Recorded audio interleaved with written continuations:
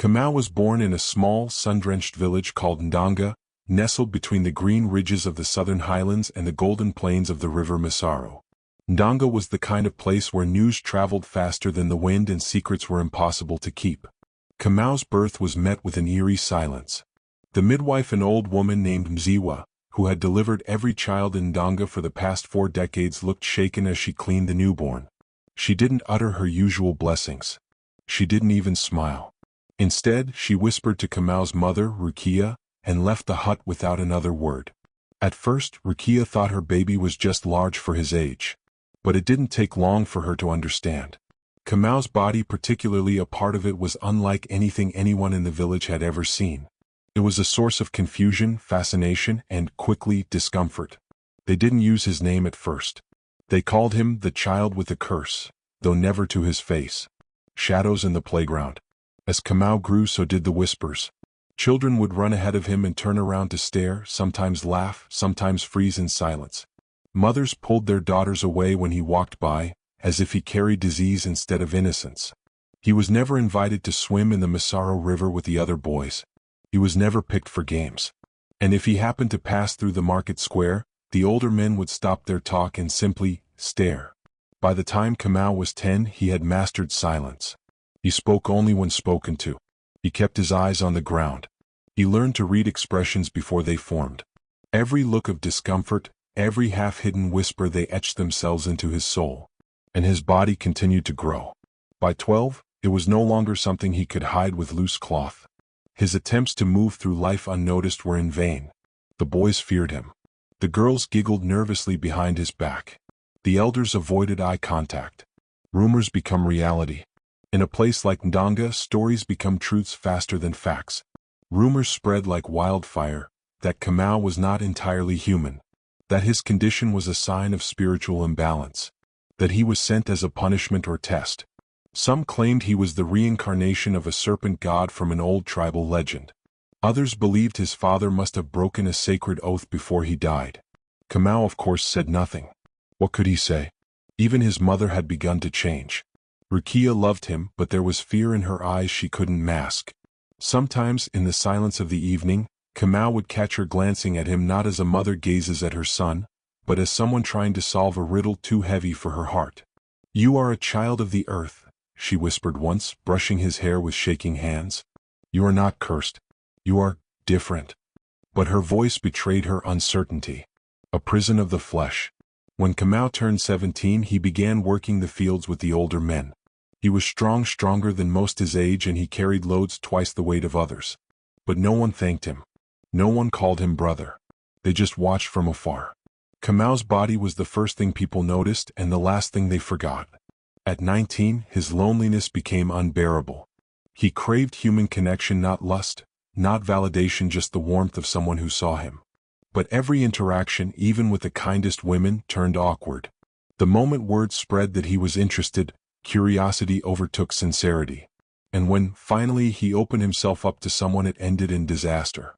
Her name was Abani. She was a visiting trader's daughter who came from the town of Mbara. She was smart, elegant, and uninterested in village gossip. She spoke to Kamau like he was a person, not a legend. They talked about philosophy, animals, music. He thought maybe this was it. Maybe this was his moment. But the night they became vulnerable, when he revealed himself not just emotionally, but physically, her face twisted in terror. What are you?" she gasped, her voice trembling. She ran from his hut and never returned. The next morning, whispers exploded across Ndonga. Kamau tried to attack a trader's daughter, they said. He lured her into his hut like a beast. Kamau was questioned by the elders. His mother wept in silence. He wasn't punished, but something worse happened. His humanity was revoked. He was no longer a man. He was a rumor. A walking tale mothers told their daughters at night. Personal reflection. What struck me about Kamau's story wasn't the strangeness of his body, but the cruelty of the world around him. It reminded me of how quick we are to judge those who don't fit our definition of normal. Kamau's suffering didn't come from the size of his body, it came from the smallness of those around him. We often think pain is reserved for the weak, the broken. But sometimes the strongest bodies hold the most fragile souls. Society saw a body that intimidated them, and instead of trying to understand they chose to condemn. And I think that's something we all need to consider. The girl with braids. By 22, Kamau no longer spoke to anyone except his mother. But then one day a new teacher came to Ndonga. Her name was Zara, and she had been assigned by the provincial ministry to start a literacy program in the village. She was radiant not because of beauty but because of presence. Zara looked people in the eye.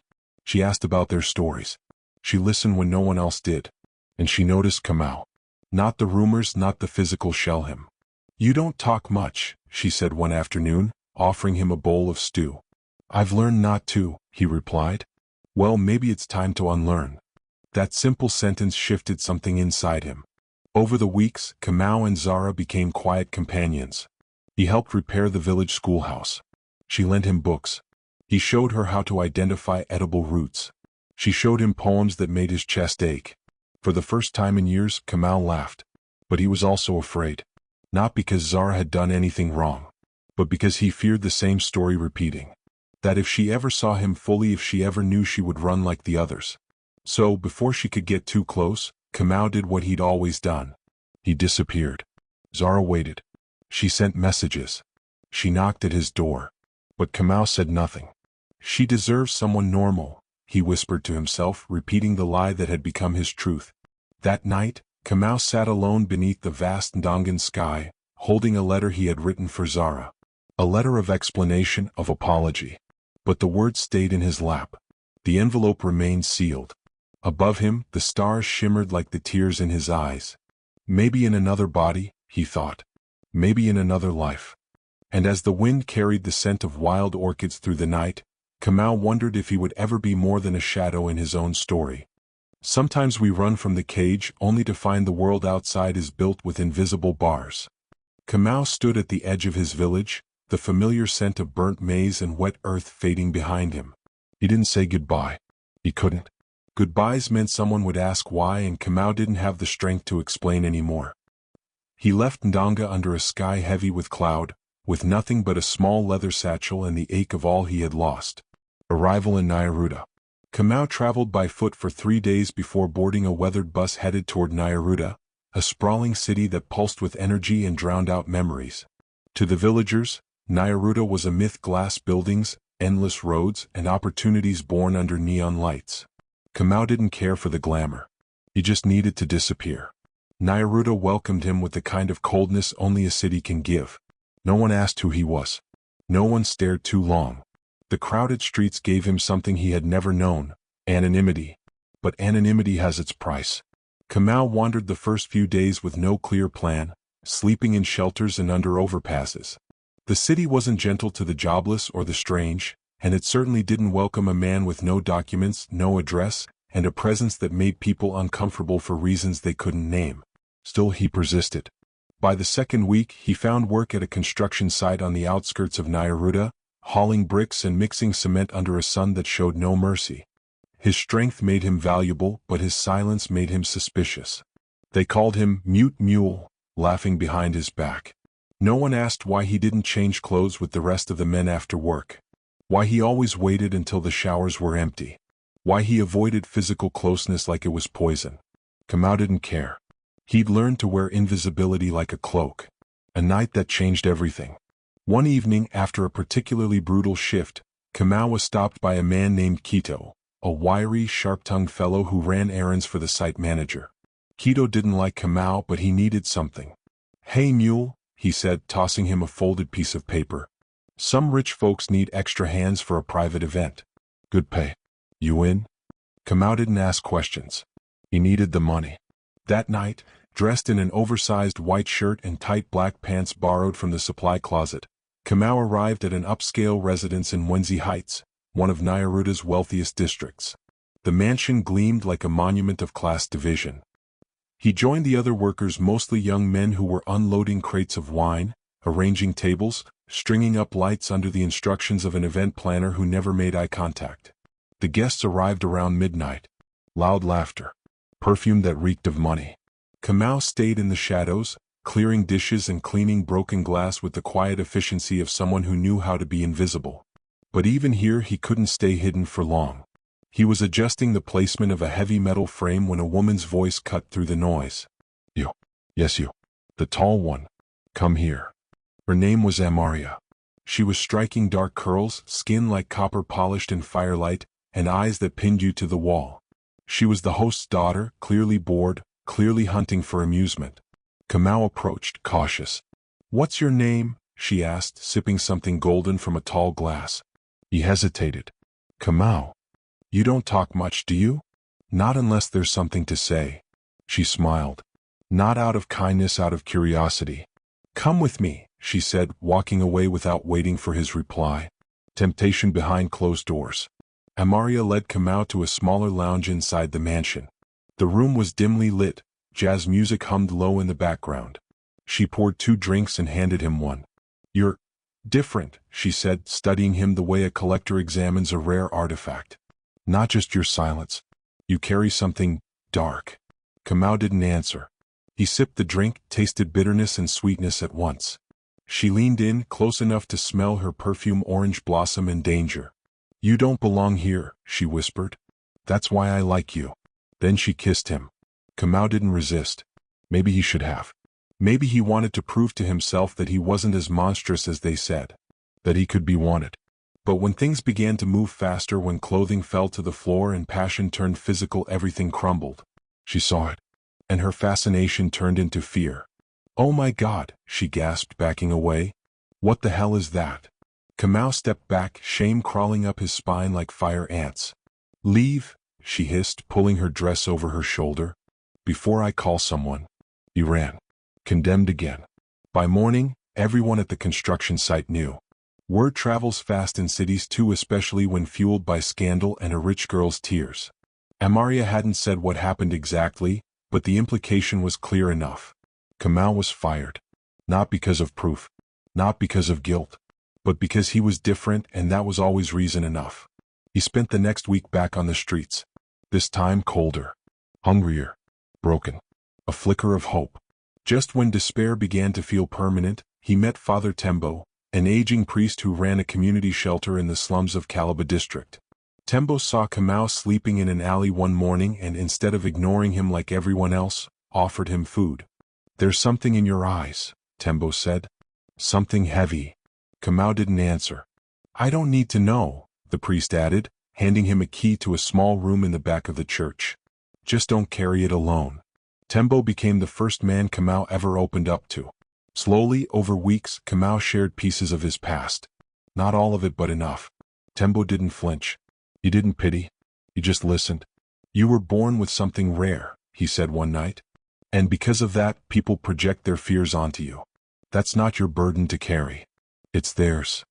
Kamau wept that night. Not because of shame, but because someone finally saw him. Personal reflection. There's a danger in judging someone based on the way the world treats them. Kamau's story reminded me that silence isn't weakness, it's often a shield, forged through years of hurt. I believe we all carry something. Some of us wear our burdens on the outside. Others bury them deep. But no one is free of pain. Kamau's journey is a mirror to society's greatest failure, our inability to see past what makes us uncomfortable. The real tragedy wasn't that Kamau was different. It was that the world around him never allowed him to be fully human. Under Father Tembo's care, Kamau began to heal. He read books, helped in the kitchen, taught children how to carve wood. For the first time in years, he had a purpose outside survival. But the world has a way of testing those who begin to hope again. And Kamau's greatest trial was still ahead. They feared his body when it made them uncomfortable. But when it served their fantasies, they called it art. Kamau had finally begun to breathe freely. In the modest shelter run by Father Tembo, tucked within the heart of Calabar district, he learned to smile again, shyly at first, then with the steady confidence of someone slowly rebuilding a ruined temple brick by brick. But peace, as it turned out, was merely the calm before a new storm. An unexpected invitation. Kamau was repairing a broken bench outside the church one morning when a woman approached, looking entirely out of place in Calabar. She wore dark sunglasses, a wide-brimmed hat, and boots that had never seen dust. Her name was Leila Nomura, a Japanese-Kenyan art curator known in Nairobi's elite creative circles. She wasn't there for salvation. She was looking for a muse. I was told by a priest that you're unique, she said, scanning him like an appraiser. Would you consider modeling? Kamau froze. Modeling? Nude modeling, she clarified, her tone clinical. You'll be paid generously. You'll be celebrated. You'll be safe. Kamau didn't respond immediately. Memories of fear, rejection, and humiliation played like lightning in his mind. But Father Tembo, standing just inside the doorway, gave him a nod. Your body isn't something to be ashamed of, the priest said. And if the world insists on seeing it, then let it see through the lens you choose.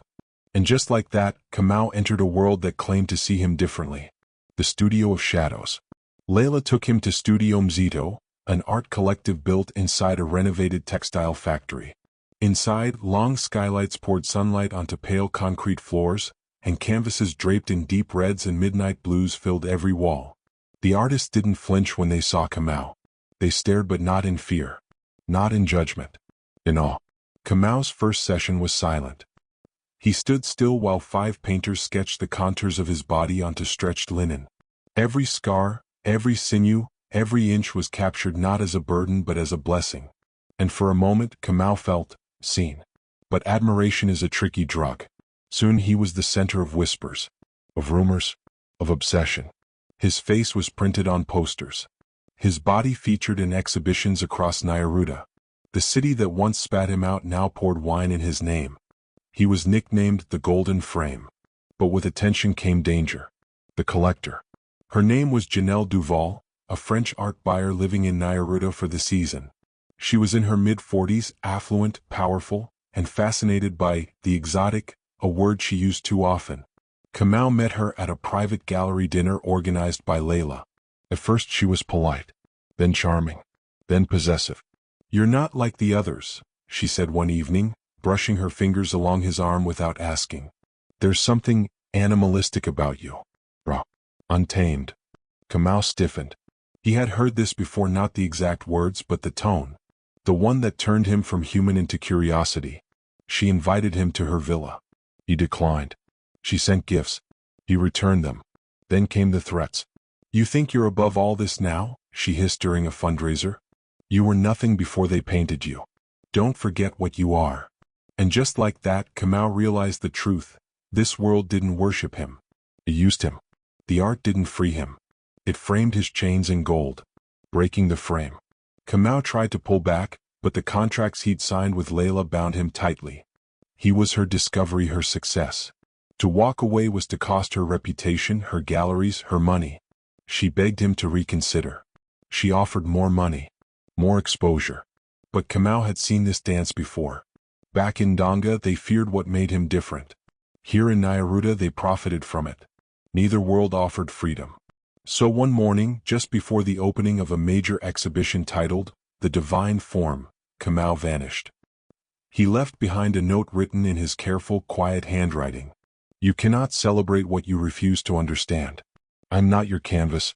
I'm not your sin and silk. I am a man, whole and flawed, and I will no longer let your gaze define me. The note was framed and placed in the gallery where his portrait once hung. Back to the earth. Kamau returned to Calabar.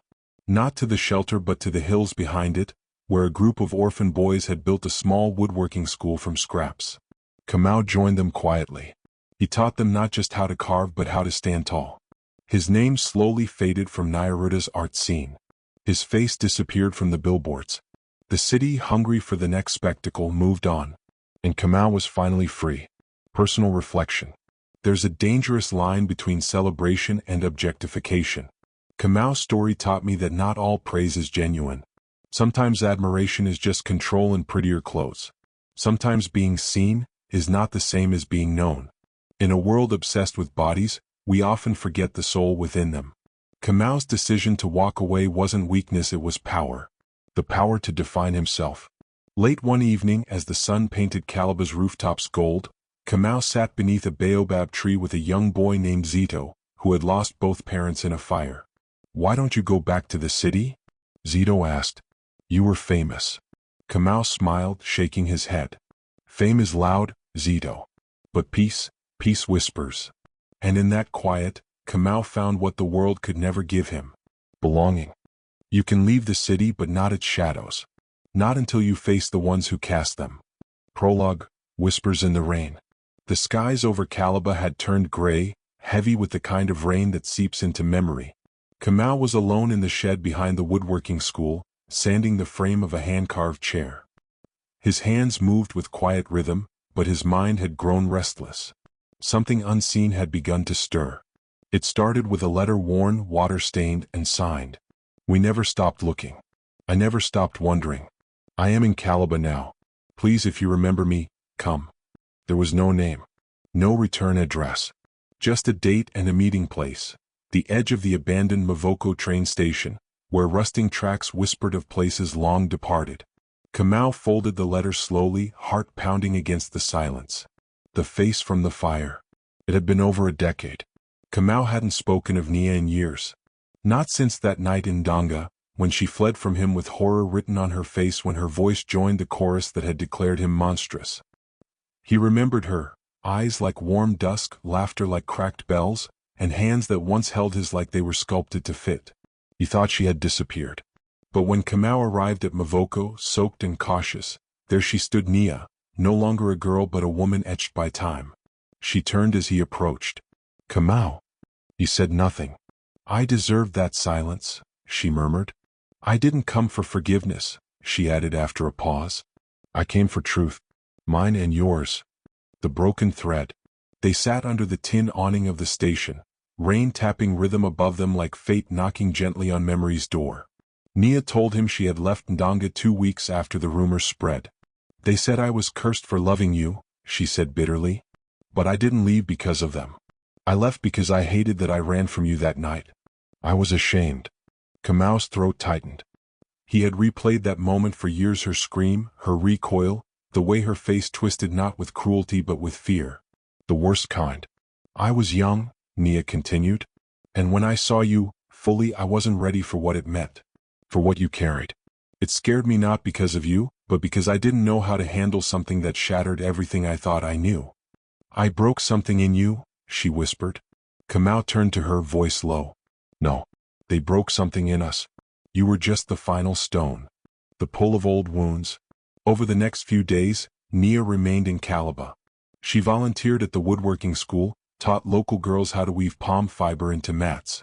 Slowly, cautiously, she and Kamau found themselves speaking more. Laughter returned, awkward, soft. Eyes lingered longer. But old wounds don't close just because the weather clears. One evening, as they walked along the dried riverbed, Kamau finally asked the question that had clawed at him. Why now? Nia stopped. Because I saw your face on a canvas in Nairuta last month. They were selling your image, without your name. Just a body. And I realized after all these years, you were still being used. And I had once been part of that, even if I didn't mean to be. I needed you to know that you weren't the monster. I was the coward. Kamau looked away, jaw clenched. Do you think saying that erases what I lived through? No, Nia said gently. But maybe it can help what comes after. Tembo's parable. Father Tembo had been watching all of this with the patience of a gardener. He sat Kamau down one morning, over bitter coffee brewed over firewood. You remind me of a fig tree I once saw split a rock, the priest said. Everyone thought the tree would die, that the rock would kill its roots. But instead, the roots grew around the stone until one day it cracked. Kamau stared, puzzled. You are that tree, Tembo said softly. And Nia? Maybe she's the rain. Not what broke you, but what helps you grow beyond the crack. Kamau said nothing, but his chest felt lighter. Confession and confrontation. One night, Kamau followed Nia to the hillside chapel where she prayed alone. He stood in the doorway as she knelt by candlelight. I don't know if I can love you, Kamau said quietly. Not because I don't want to, but because I don't trust love anymore. Nia didn't turn. Then let's start with trust, she said. Love can come later or not. But trust, that's enough. It was the most honest thing either of them had said. But before anything more could grow between them, a new threat arrived, one far more dangerous than rejection or exploitation. A journalist. When the past sells. His name was Jonas Kintu, and he was from a major magazine in Nairuta. He had followed the trail of Kamau's disappearance. Found the gallery note. Interviewed Layla, who bitterly called Kamau ungrateful. talked to buyers, critics, even Janelle Duval, who painted herself as a woman betrayed by his vanity. And now he had found Kamau. "You vanished at the height of your fame," Jonas said, tape recorder on. "The people want to know why. What are you hiding?" Kamau wanted to walk away, but Nia stepped forward. "He's hiding nothing. You're the one refusing to see the truth." Jonas raised an eyebrow. "You speak for him now?" "No," she said. "But I listen. That's more than your whole industry ever did." Speaking out. The encounter rattled Kamau. But it also stirred something fierce inside him, a fire that had once been dimmed. With Father Tembo's help, he agreed to write a letter. Not to the magazine but to the public.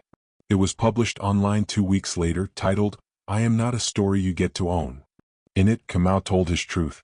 From childhood pain to adult exploitation. From being called a freak to being called a god. And how neither label let him just be a man. "I'm not ashamed of my body. But I reject your obsession with it. My worth is not skin. It is soul. And I will no longer let your hunger write my legacy." The letter went viral. Not everyone understood. But for the first time, Kamau didn't care. Reflection, the courage of staying. Many people think bravery is loud. But Kamau taught me that staying in a place that hurt you once, and choosing to grow there again, is sometimes the bravest thing a soul can do. Forgiveness is not weakness. It's release. Kamau did not forget the pain Nia caused. But he let her show him she had changed. Not by words, but by presence. And maybe, just maybe, that was enough. Kamau and Nia stood under the starlight outside the school. Children's laughter floated in the distance. Smoke from a fire curled into the sky. "You once asked why now," Nia said. "Now I ask you why stay?" Kamau smiled. "Because this is where I became more than what they saw. This is where I remembered who I am." And for the first time in years, Kamau reached out, not just with his hands, but with his heart. Not to take, but to hold. Some burdens are not meant to be removed but transformed. Until one day what once crushed us becomes the foundation we stand on. Prologue, the invitation. Weeks passed since Kamau's letter shook the art world. Some celebrated him as a hero of truth. Others mocked him as a man who ruined the myth. But in Calabar, among the red dust and mango trees, Kamau finally breathed without hiding. Then one morning, a courier arrived at the school with a white envelope embossed in gold. Inside a letter. "You are invited to speak at the Global Dialogue of Artists in Nayaruta. We believe your voice is necessary not for scandal but for healing. If you choose to attend, the stage is yours. Entirely. No gallery. No painting. No curated image. Just Kamau. And his voice." It was the first time the world asked him to speak, not pose. But the question was he ready? The mirror before the journey. Kamau sat with Nia under the jacaranda tree. The sky pulsed violet overhead. His fingers trembled slightly as he held the invitation. What if they're setting me up? What if they want to shame me again? Nia didn't answer right away. Then she said, "You don't owe the world anything, Kamau. But maybe you owe yourself the chance to be heard your way. Not theirs." Kamau looked down at his hands, strong, calloused, scarred. He had spent a lifetime building walls. Maybe it was time to build a bridge. Returning to Nayaruta. The journey to Nayaruta was both literal and symbolic. Kamau rode a dusty old bus filled with elders, schoolchildren, and vendors carrying baskets of roasted maize. He passed fields that once held his tears, towns that had whispered rumors about him. At the city gates, modern buildings loomed like judgment. The skyline hadn't changed, but Kamau had. When he stepped onto the pavement, people stared. But this time he met their eyes. The Art Symposium. The venue was grand, a marble hall filled with international artists, critics, collectors, and the ever-watchful press. But the most powerful thing in the room wasn't the architecture. It was the silence when Kamau took the stage. He stood there, not in a designer suit, not as a model, not as a body, but as a man with something to say. He took a breath. "I was born with a body many considered abnormal. Some called it a blessing. Others a curse. But none of them asked how I felt. You saw what you wanted to see, an object. A fantasy. A taboo. But not a person." He paused. "My story has been told without me. Sold without my name. Framed without my voice." He stepped forward. "But today I reclaim that voice." The room held its breath. The monologue. Kamau told them everything. His childhood in Ndonga, the shame he inherited before he even understood what made him different. The way doctors treated him like a specimen. The mockery. The exploitation. The heartbreak. People think being desired is the same as being loved. It's not. Sometimes the more you're desired, the lonelier you become. He told them about Caliba. About the healing that came not from fame, but from soil, from sweat, from rebuilding something with his own hands. For the first time, I built something that didn't depend on my body but on my spirit. And now I build myself. Tears. Not just from the crowd but from Kamau himself. The aftermath. The hall erupted. Some applauded. Some wept. A few walked out unable or unwilling to digest the rawness of what they had heard. But Kamau didn't watch them. He walked straight to the back of the hall, into the arms of Nia who had arrived quietly that morning, unknown to him. "You did it?" she whispered. "No," Kamau said, voice rough. "We did." That night, social media lit up not with rumors but with resonance. People from around the world shared their own stories of being objectified, misunderstood, fetishized, or judged. Kamau had not just freed himself. He had opened a door for others. The final confrontation. The next morning, Kamau received a message. It was from Janelle Duval. "Meet me at the old gallery. One last time." Against better judgment, he went. She was waiting in the shadowy hall, still elegant, still commanding. "You've become quite the martyr," she said, half smiling. "You mean I finally spoke?" Kamau replied. Janelle stepped forward. "I made you famous." "No. You made me afraid," he said. "And you called it art." She faltered. For the first time, Kamau saw doubt in her eyes. "Do you want revenge?" she asked quietly. He shook his head. "No. I want peace." And with that he walked away. He didn't need to win. He only needed to be free. Final reflection, the weight transformed. In Caliba, Kamau resumed his teaching. The woodworking school expanded. His students now included girls and boys from all corners of the region. They didn't care about his past. They cared that he showed up. And in the evenings he sat with Nia under the same jacaranda tree. She rested her head on his shoulder, and he no longer flinched at the closeness. His body was no longer a curse. It was simply his. A part of him, not the whole. Kamau's story is not just about anatomy or trauma. It's about reclaiming identity. About finding strength in vulnerability. About building a life rooted in self-definition, not public perception. If you've ever felt misunderstood, misjudged, or used for a part of yourself that people fixated on, know this. You are more than any label. You are allowed to speak. And your truth, no matter how heavy, can become your wings. Share this story with someone who needs to hear it. Comment below. What part of Kamau's journey resonated with you? Subscribe for more powerful stories that give voice to the unheard. Because the world needs your voice too.